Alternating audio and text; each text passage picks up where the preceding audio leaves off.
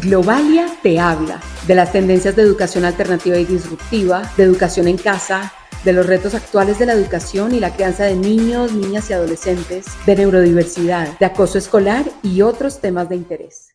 Globalia te habla hoy de crianza consciente. Hoy nos encontramos con Susana Zafón.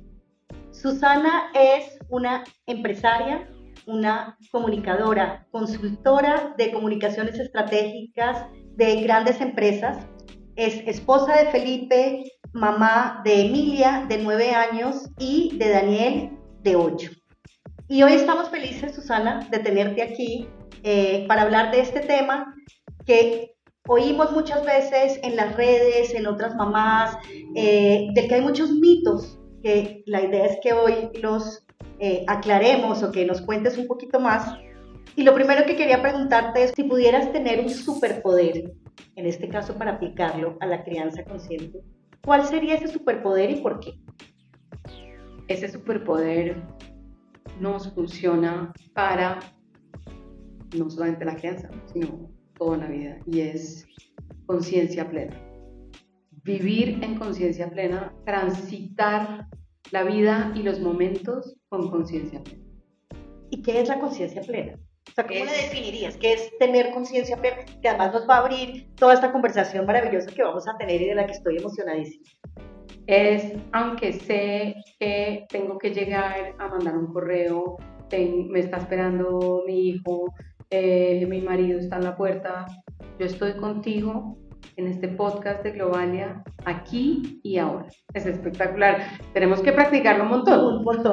Cero fácil. Que sí. El superpoder anhelado. Cuando nosotros oímos hablar de crianza respetuosa, luego crianza consciente, que es nuestro tema de hoy, pero también términos como disciplina positiva, contextualízanos un poco de qué estamos hablando.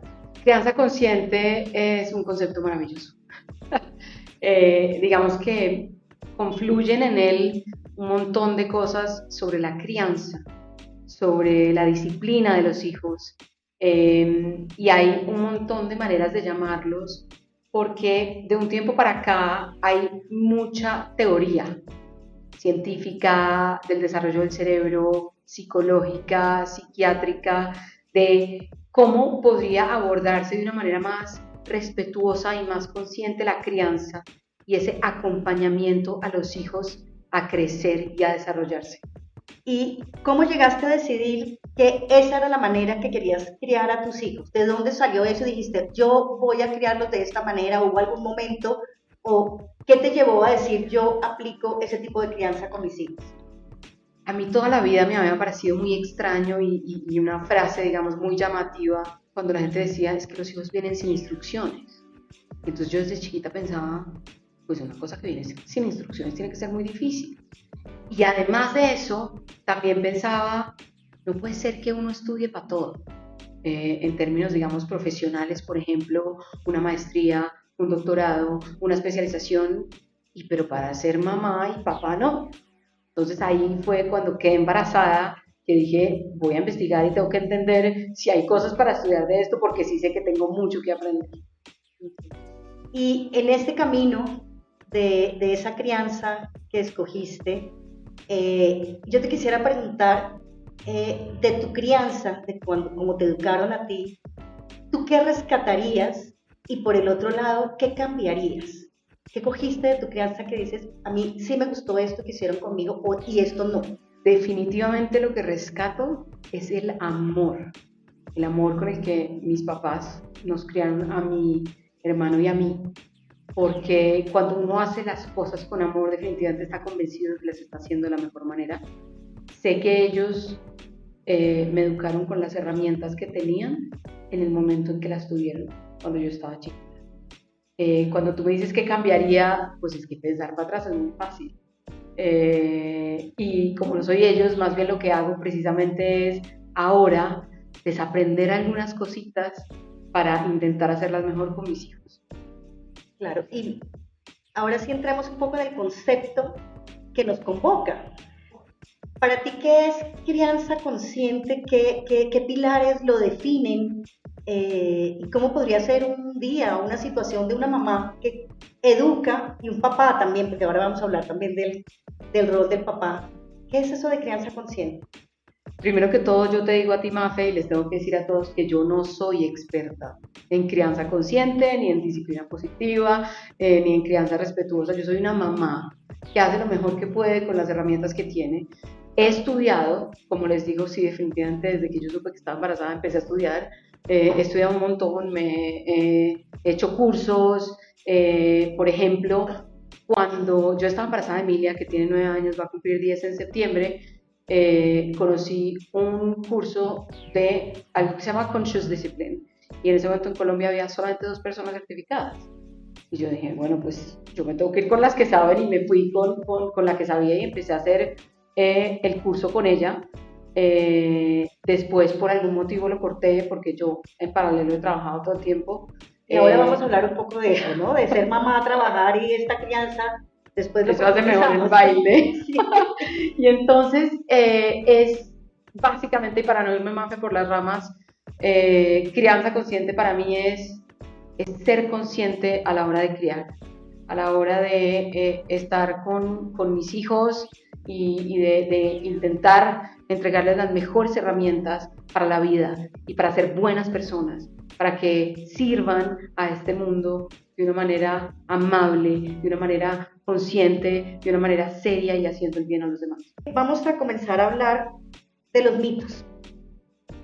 Cuando uno oye hablar de esta crianza respetuosa, de estos límites, la palabra límites aparece y, digamos, lo primero que uno se le viene a la cabeza es pero esas mamás jóvenes, cómo son de exageradas, cómo los están criando dentro de una burbuja, y esos muchachitos cuando lleguen al mundo real se van a estrellar porque allá no los van a consentir o si les van a poner límites. ¿Tú qué, en ese primer mito de la crianza en burbuja y la salida al mundo real, ¿tú qué les dirías?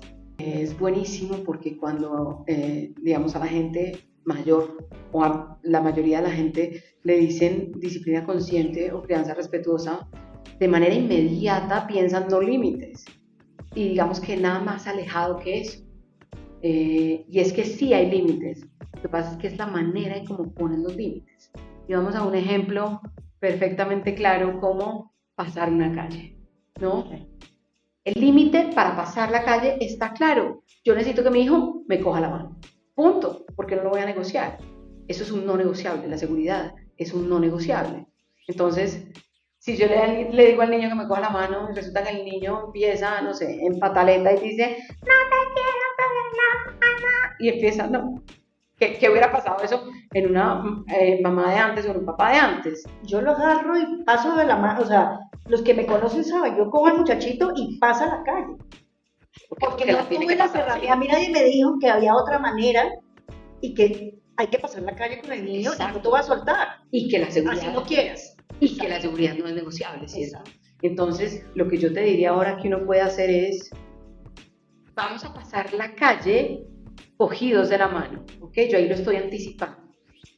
Y entonces ya sé que dice que no, porque va a haber resistencia de entrada, y le digo, ¿me das tu mano izquierda o tu mano derecha?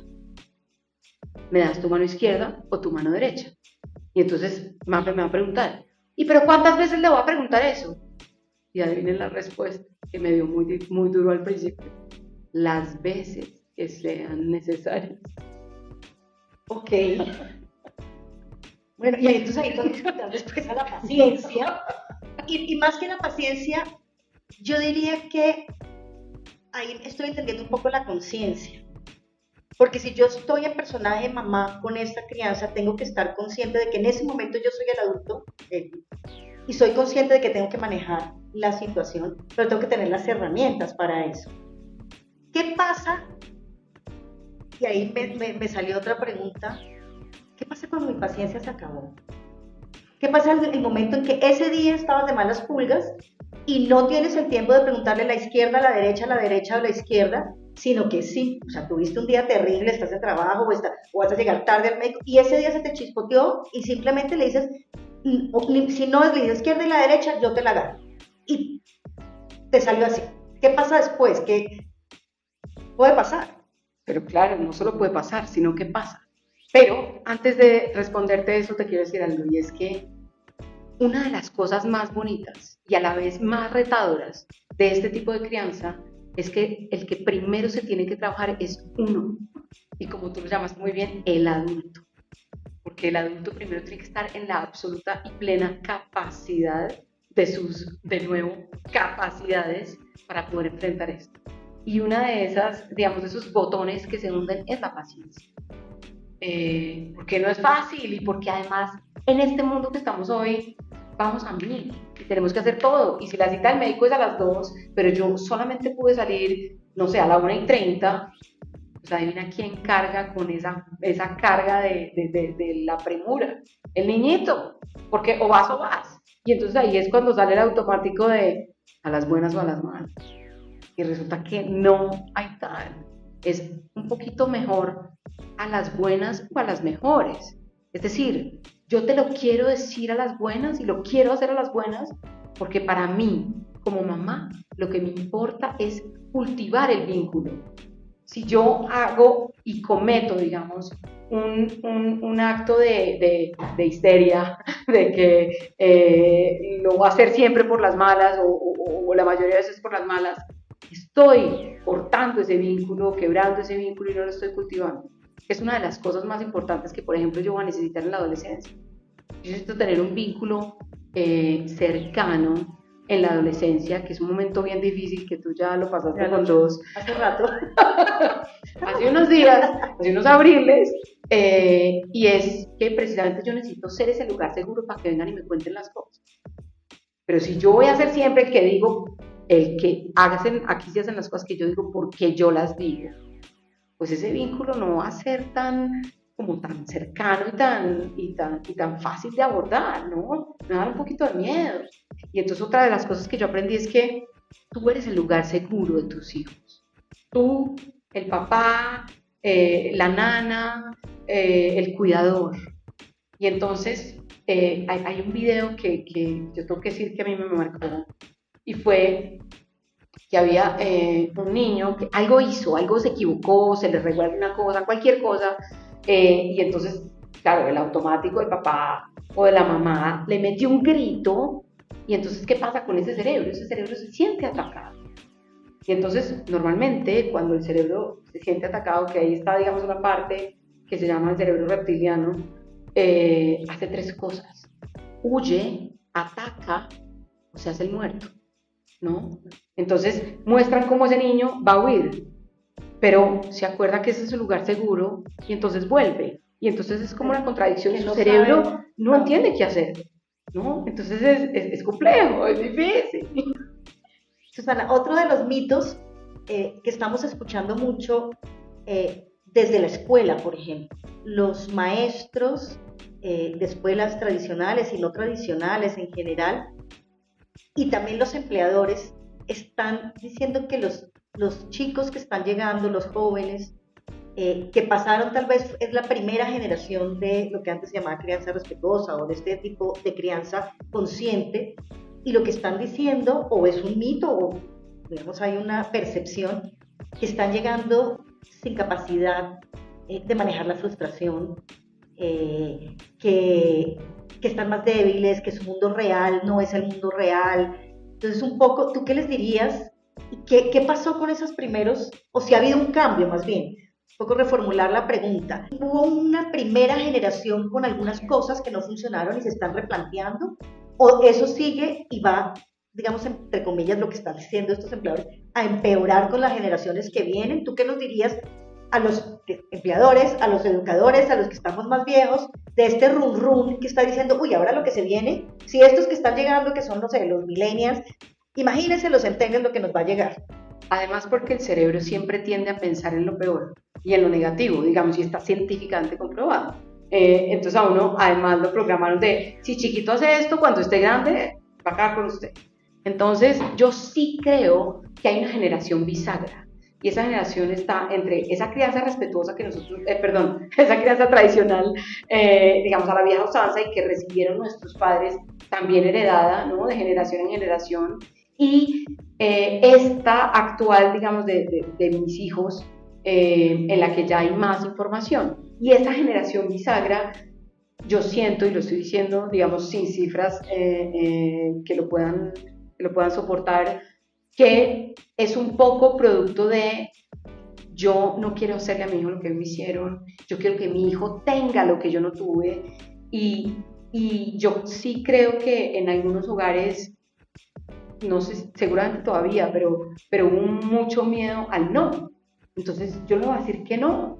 Todo sí, Y entonces todo a sí. todos sí, y resulta que la vida no funciona así. No, eso no es una consecuencia natural de la vida. Entonces, sí hay que decir no, sí hay que poner límites. Entonces, hay definitivamente en esta generación que tú mencionas una muy baja tolerancia a la frustración. Y esa tolerancia a la frustración también se enseña. Y también somos los papás y los educadores y los cuidadores, los invitados a enseñar esa tolerancia a la frustración. Pero eso no quiere decir que yo te haga sufrir y entonces no. Pero si hay un fracaso y no tiene que ser todo sí, y tengo que poner un límite y decir, o sea, si te equivocaste o lo puedes hacer mejor o esto salió mal. O si perdiste el juego. Sí, perdiste, o sea, porque en el juego uno gana y no pierde. Y el que pierde, pues pierde. Y se vale perder. Y tú lo que haces es decidir qué haces con esa emoción que te genera la pérdida y cómo la abordas. Y si tú tienes una figura de apego que te acompaña a vivir esa frustración y te dice, es difícil perder, a mí también me parece difícil perder. Entonces te mira y se acerca y se pega y tú abrazas. Y sí, y siguió perdiendo. Y es el perdedor del juego. Y entonces, pero le validaste, o sea, le estás validando la emoción de que está bien sentirse triste cuando pierdes, pero acepta lo perdiste y ¿qué hacemos con eso? Exacto. Que es así. Y sabes que sí pasó algo, perdiste. Porque tampoco se vale, no pasó nada. Porque claro que pasó, perdiste. Y cuando te caíste y te pegaste, claro que pasó, te caíste y te está doliendo. Porque también veníamos, digamos, acostumbrados a, no pasó nada, no pasó nada. Claro que pasó. Y está bueno esa validación y ese como, a mí me encanta cuando a veces dicen, es como si usted estuviera viendo una foto y estuviera contando qué es lo que está pasando en la foto. Te caíste y te pegaste en la rodilla y te dolió. Y ya, y no estás diciendo, no pasó nada, o no estás diciendo, párate rápido que tú eres un valiente, ¿sabes? Estás simplemente acompañando y validando esa emoción y además ayudándole a identificar. Bueno, Susana, ahora nosotros a nuestros invitados tenemos un juego que hemos llamado Los 3 de Globalia, y te voy a hacer 3 preguntas con estas tarjetitas que tenemos acá. Entonces, yo te voy a dar una pregunta, tú la vas a leer, la vas a mostrar y vas a contestar. Entonces, con relación precisamente al tema, tú como mamá, ¿qué hiciste o qué te evoca estas preguntas? Entonces, te paso la primera para que la leas y la muestres. El número 1. ¿Qué te hizo reír?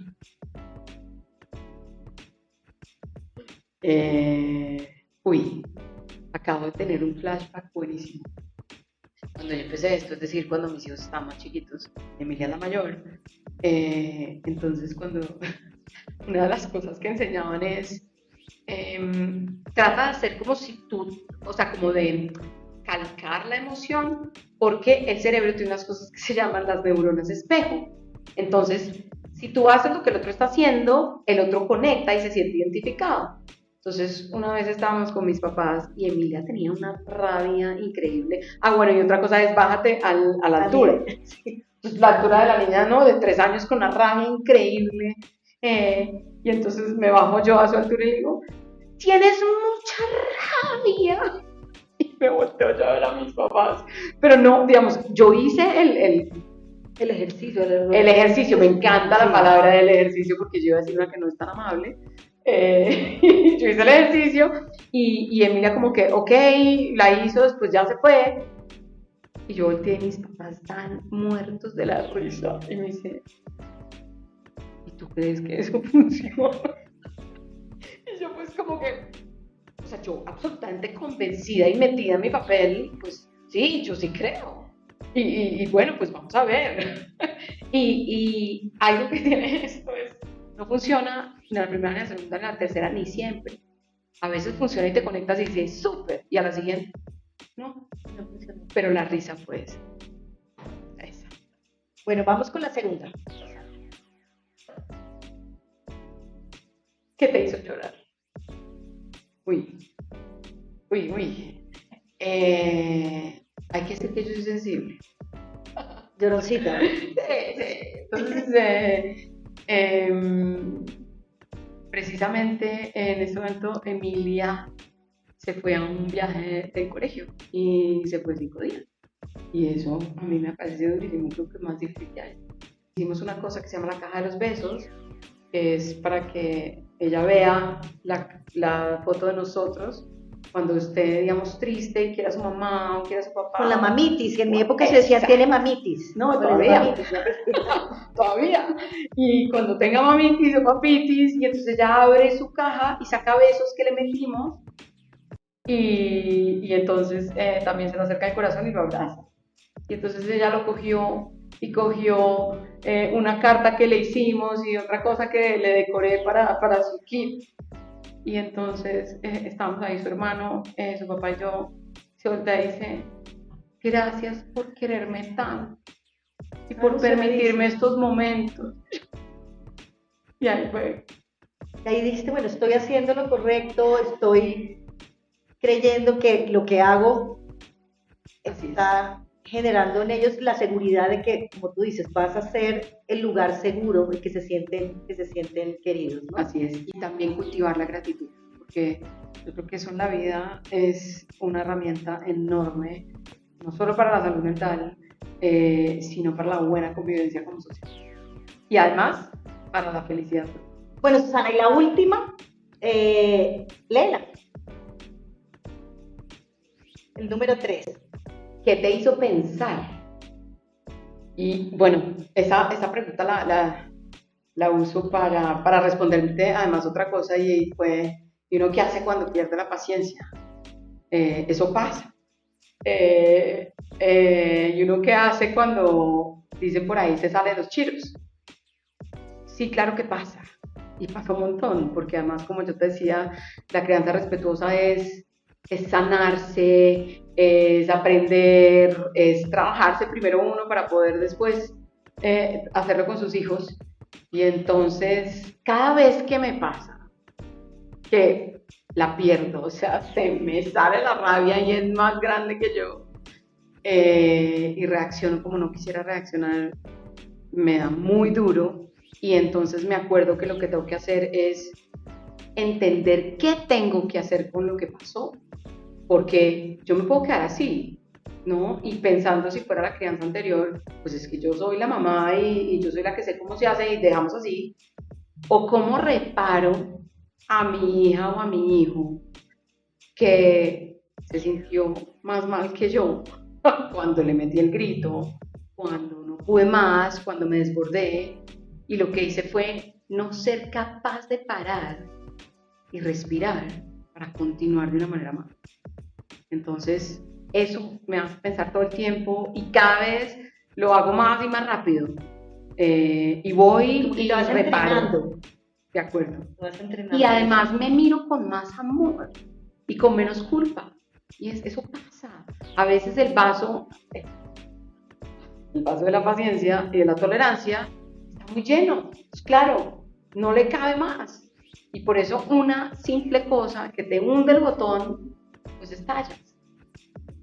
Susana, tú diste una palabra que yo creo que todos los que somos mamás hemos sentido y es muy difícil trabajarla o contraerse, que es la palabra culpa. Siempre tenemos alguna culpa. Con las mamás que yo he hablado, ya mamás que son contemporáneas a mí, ya con hijos grandes incluso, la culpa de no estar con ellos porque estoy trabajando.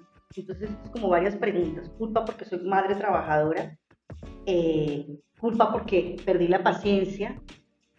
¿Cómo combinar este tipo de crianza siendo una mamá trabajadora o no trabajadora, porque hay unas que están en la casa, pero están trabajando, atendiendo los hijos, las cosas de las citas médicas, todo lo que hace una mamá, pero cuando hay responsabilidades adicionales afuera, por ejemplo, tú que estás trabajando con clientes en comunicaciones, que a veces son horas cuando, como médico, que tenemos una emergencia y ¿qué hacemos? ¿Cómo manejas esa dualidad de ser mamá y ser empresaria y ser esposa y ser con la culpa? Son muchas preguntas en Sí, una. Pero muchas bueno, preguntas. vamos como con la torta por partes. La primera, la culpa. Yo creo que eso hace parte de nuestra cultura y además de la cultura judeocristiana sobre todo, porque es por mi culpa y por mi gran culpa. Entonces eso es algo que uno tiene que aprender a desaprender y es lo que yo te decía ahora, tratarse con amor y está bien si te equivocaste, ¿qué vas a hacer con ese error? ¿Cómo lo vas a arreglar? ¿Y qué aprendiste? Está bien que no te alcance el tiempo para todo, tienes que priorizar.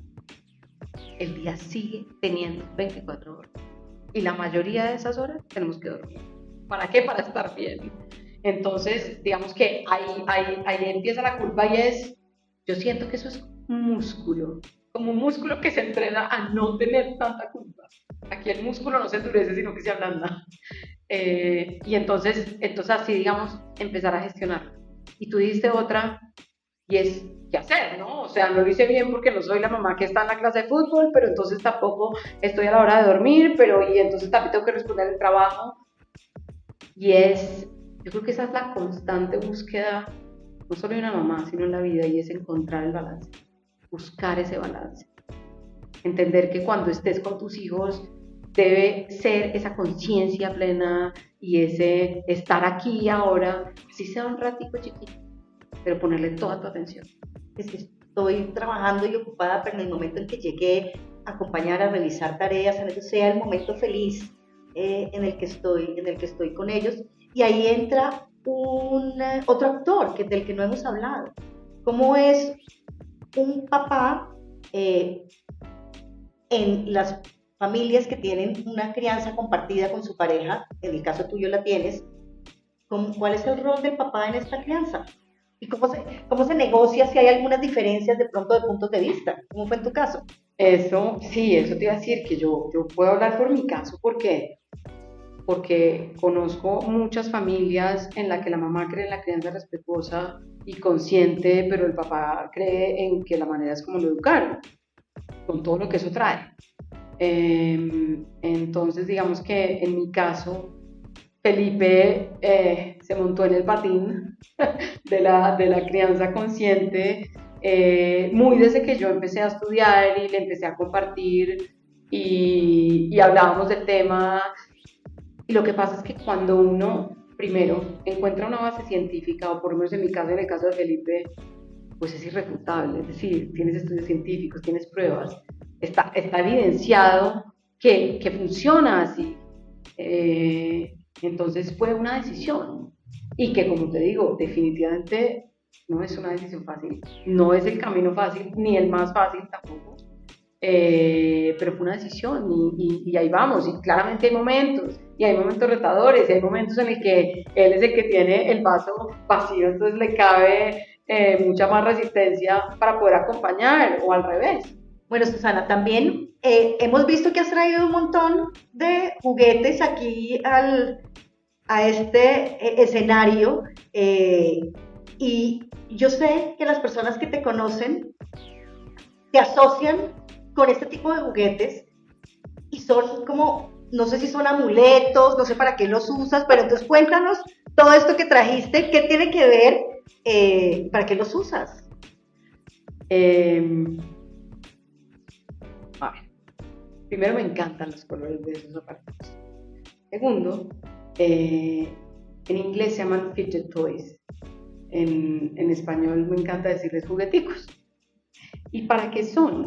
Digamos que tienen muchos propósitos, sirven para muchas cosas. No soy vendedora de ninguno. No van a creer que ahora me lo crean. todos los pedidos. Los pedidos no los recibo yo, no tengo ni idea dónde. Pero lo que pasa es que ayudan, por ejemplo, a enfocar la atención. Entonces, yo tuve muchas ganas de tener este mientras hablábamos, pero no lo cogí porque el micrófono es muy sensible. Pero es un regulador emocional.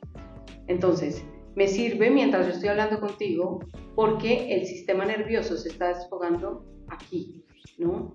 Mediante esto.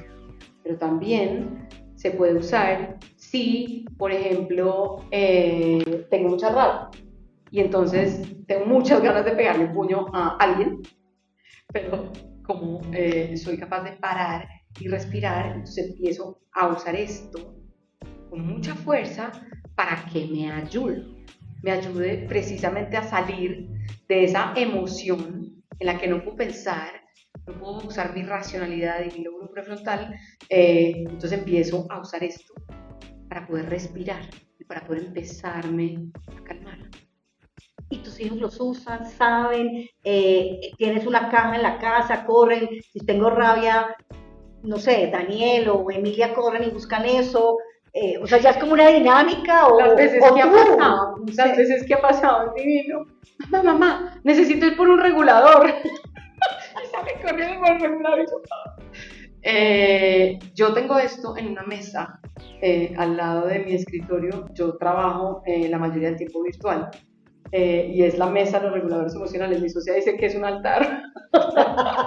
Así pareció a lo que tú dijiste.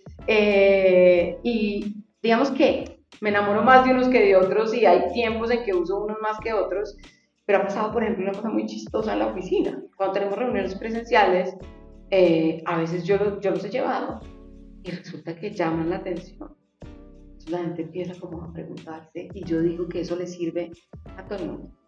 Y hay unos que le gusta más a uno que otros, pero eso le sirve a todo el mundo. Entonces ya me he vuelto un poco una distribuidora de estos jugueticos de la felicidad. Pero ayudan a regular las emociones y a pensar en que conscientemente estoy brava y quiero escuchar esto, o necesito relajarme, o ser más creativa y echar globo y estoy un ratico conmigo misma. No necesariamente tengo que estar furioso, sino puedo estar. Tú lo puedes usar consciente o inconsciente. O sea, si tú agarras y lo empiezas a coger aquí, podemos seguir perfectamente nosotras conversando. Y tú haber jugado con el aparatico que te permitió conectarte más con esta conversación. Susana, ahora hablemos, que tú habías hablado de prepararte, de los estudios. Hay una sección de este programa que es los recomendados del invitado. Y son esos referentes, esas cuentas de Instagram, de TikTok o de profesionales que tú les recomendarías para las personas que quieran de nuestra comunidad seguir a otros referentes que hablen de este tema y poder profundizar y oír otras experiencias. ¿A quiénes nos recomiendas? Pues primero que todo quisiera recomendar a un psiquiatra que él no tiene, digamos, él no es tan activo en redes, pero hay mucha información de él porque hace conferencias, porque digamos que es un gurú en este tema que se llama Daniel Siegel. Él tiene un instituto de hecho en Estados Unidos y ese sería, digamos, el primero. Ese para mí es como el papá. El gurú. Sí, el gurú. Hay una cuenta de una mamá venezolana que vive en Italia que se llama Emiliana y Mamá. Es maravillosa, ella se llama Gaby y comparte su crianza, digamos, todo lo que ha aprendido también de la teoría y de estudiar y lo comparte en sus redes. También hay otras profesionales en Colombia, les dejo exactamente las cuentas. Una de ellas es Laura Angulo, la otra son Juana y la Pulga de un jardín que se llama Vuelta Canela. Efren Martínez también es muy chévere. Vamos a dejarles escritos acá esas cuentas. Bueno, ahora, Susana, casi siempre las familias o las mamás que educan de manera consciente pueden tener, yo no sé si son unos mantras o unas frases o algo que les funciona y que por la repetición, por esta conciencia, los niños van captando y tienen algún efecto. ¿Tú tienes algunas de esos como mantras o cosas que repites que finalmente logran una consecuencia positiva? Sí, yo repito, digamos, en términos de comunicaciones. Porque además eres comunicadora, entonces me imagino que tienes unos guiones ahí, pero bueno, nos puedes dar las recetas. Claro, y es que en términos de comunicaciones, comunicaciones políticas, por ejemplo, cuando el vocero se está cansando de repetir su mensaje es apenas cuando las personas y sus receptores lo están entendiendo, ¿no? Y lo están interiorizando. Entonces imagínense todo lo que tiene que repetir una mamá. Yo repito mucho, tú puedes con eso. Yo la primera vez que vi esa frase dije, esto parece motivacional. Pero estaba en una situación difícil un día y dije, yo puedo con esto. Y fue como un nivel de empoderamiento que yo dije, yo necesito compartirle esto a mis hijos. Y el tú puedes con esto es maravilloso y además sirve para todas las edades. Sea amable, sea amable. Y cuando diríamos, está siendo grosero, sea amable. Puedes decir eso de una manera amable. Y ahí no te voy a decir una frase, sino que te voy a decir una acción que a mí me ha parecido súper potente, que la aprendí en este camino, y es, vamos a volver a empezar.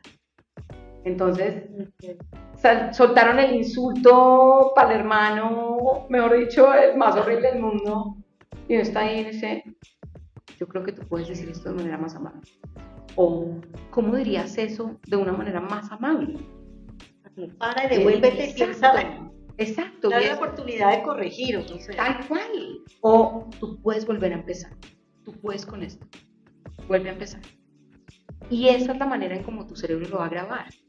Y es muy potente. Yo te voy a decir, lo he usado no solamente con mis hijos, sino en la vida y es maravillosamente potente. También digo, todo se soluciona hablando. Todo se soluciona hablando. Y estoy convencida que en la vida todo se soluciona hablando. Y cuando le pregunté a Emilia, oye, ¿hay algo que yo repita mucho? O si a ti te dicen que me describas en algo que yo diga mucho, ¿qué dirías? Y me dice, respira. Respira. Respira. Okay. Respira. Porque cuando uno está, digamos, cuando la emoción te posee, cuando ya no eres tú, sino es la emoción, te dicen respira y te están dando una instrucción clarísima además. Respira. ¿Y tú haces esto? Y ya tienes la capacidad de tomar un poquito de distancia, que tú no eres la emoción. Bueno, aquí nos podríamos quedar, Susana, 3 horas más, pero pues el tiempo se nos está acabando. Yo creo que para concluir, me gustaría que compartieras algún tip práctico que te haya servido. Bueno, además de todos estos que ya nos has dado un montón, como un cierre adicional de algo práctico, un tip que nos llevemos del aprendizaje que hayas tenido en estos ya 9 años. 9. Bueno, más el embarazo. Más el embarazo, Vamos digamos ya en la práctica. La década. Wow. Está difícil esa pregunta, pero bueno, vámonos a lo básico y a lo práctico. Respira. Para. A veces a uno se le olvida. Y entonces una vez me inventé unas pulseras, no sé si has visto los cuadritos de letras para las pulseras, como decir una Shakira, pero tiene una letra. Ah, ok. Entonces, sí. Para armar las pulseritas que tienen letras. Listo. Entonces hicimos la actividad de hacer la pulsera y era P de para, R de respira, calma, de esto ya te calma, y C de continúa. Entonces, qué bonito. Eso y es útil. Y tú lo ves y es como, uy, sí, tengo que parar y respirar. Bueno, me encanta que ese haya sido el cierre de este maravilloso episodio de Globalia Te Habla. Agradecerte infinitamente, Susana, por tu tiempo, por la generosidad de compartir estas experiencias y, ¿por qué no?, volver a tener otro espacio contigo para seguir profundizando. Muchas gracias, Susana. Gracias a ti, Mafe, gracias a Globalia, gracias a todos quienes están oyendo y viendo este espacio. Estoy aquí para cuando me necesiten y si les sirvo, si a uno le sirve esto que compartí hoy, pues qué maravilla.